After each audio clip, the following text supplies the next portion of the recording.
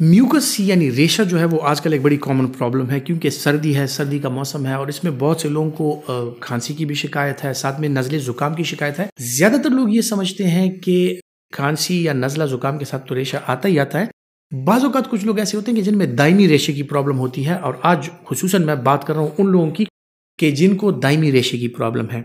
जो नॉर्मली रेशा आता है, जिस तरह मैंने ज़िक्र किया कि आपको पता है कि नज़ला, ज़ुकाम या वायरल फ्लू जो है आजकल बड़ा कॉमन है, तो उसके साथ 2-3 दिन जब आप वो वायरल फ्लू गुजार लें, आपके ग्लैंड्स जो हैं, आपके अपर रेस्पिरेटरी ग्लैंड्स जो हैं, खुसूसन जो नाक में है, साइनसेस में है, तो वो एक्टिवेट हो जाते हैं और उनसे जो है तो म्यूकस बनने का अमल स्टार्ट हो जाता है। तो ये तो नॉर्मल जो वायरल इन्फेक्शंस होती हैं या बैक्टीरियल इन्फेक्शन हो जाती है। इस तरह साइनोसाइटिस किसी को हो जाए, किसी को एलर्जिक राइनाइटिस होता है यानी नाक की जो जलियां होती हैं, उनकी एलर्जी की वजह से वो बार बार सूजन का शिकार होते हैं और उसमें म्यूकस की प्रोडक्शन यानी रेशे की प्रोडक्शन जो होती है वो ज़्यादा हो जाती है। रेशा नॉर्मली जो है तो उन लोगों को भी होता है जिनमें बार बार गला जिनका ख़राब होता है, जिनको एलर्जी की प्रॉब्लम होती है, फूड एलर्जीज जिनको होती है, किसी भी चीज़ से एलर्जी हो गई, उनका जी नाक बंद हो गई, गले में खराश हो गई, गले में खारिश हो गई और साथ ही साथ में जो है तो फिर रेशे की प्रोडक्शन स्टार्ट हो जाती है। सो ये तो नॉर्मल ऐसी चीज़ें हैं कि एलर्जी के साथ एलर्जिक राइनाइटिस, साइनोसाइटिस, फ्लू इनके साथ होता है।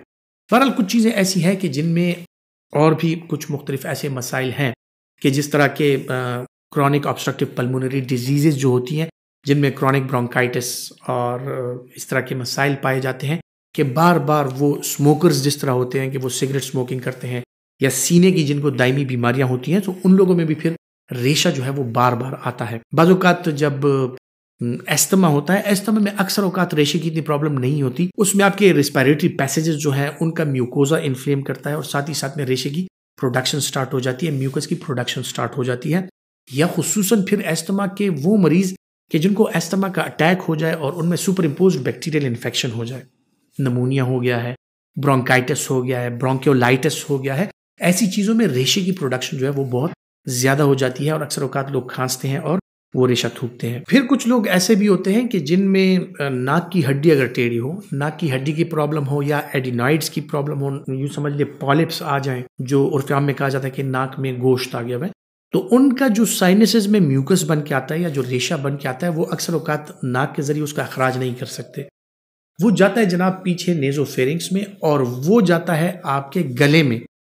तो इस कंडीशन को जनाब पोस्ट नेज़ल ड्रिप कहा जाता है और इसी पोस्ट नेज़ल ड्रिप की वजह से बार बार आपका गला इरिटेट होता है और आप खांसते हैं या गले की सफाई करते हैं और वो रेशा जो है वो बाहर की तरफ आ जाता है। सो ये तो सेहत के हवाले से चीज़ें होंगी। एक और बीमारी है जिसे सिस्टिक फाइब्रोसिस कहा जाता है, जो कि वेस्ट में बड़ी कॉमन है। यहाँ पर अल्हम्दुलिल्लाह सिस्टिक फाइब्रोसिस के इतने केसेस नहीं है।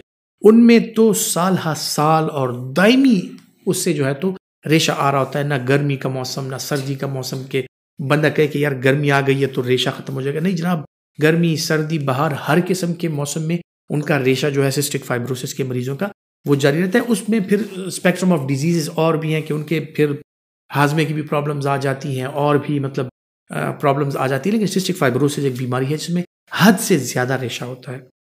फिर बात आ जाती है इन्वायरमेंटल फैक्टर्स की।